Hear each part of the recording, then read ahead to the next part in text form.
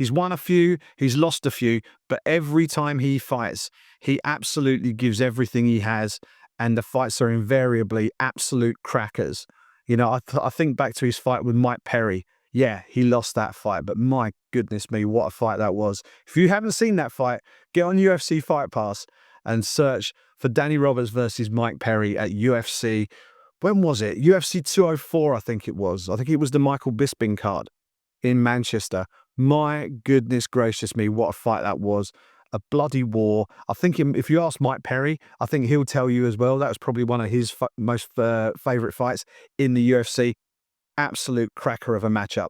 Let's get Danny Roberts back in circulation. I know he's looking to work his way back to full fitness. He's looking to get back in the cage in 2025.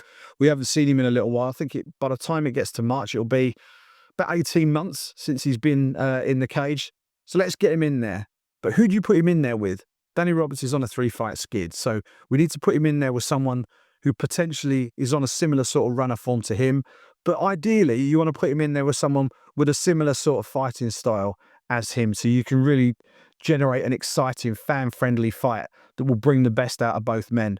And I think we saw the perfect opponent for Danny just a few weeks ago. James Yontop from Peru put on an absolute war with Mauricio Hufi a few weeks ago. And I think that Yontop's fighting style would mesh absolutely perfectly with Danny Roberts. I think the pair of them would serve up an absolute barn burner of a fight at 170 pounds. I have no idea who will win that fight. It's going to be just whoever's left standing at the end, or whoever's managed to inflict the most damage by the end of that fight. That will be an absolute cracker. I'd love to see that fight. Both men need a win. Both men love to stand and bang. Book the fight. To me, that is an absolute slam dunk booking. I'd love to see Danny Roberts back in there. I know he took that last defeat very, very hard. That was a tough one for him to lose last time out.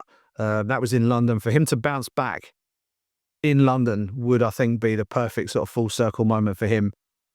He's in the veteran stage of his career, and I think every win at this stage will be absolutely priceless for him. And I'm sure that he would love nothing more than to step back in the Octagon at the O2 and deliver the goods in front of the UK fight fans once again.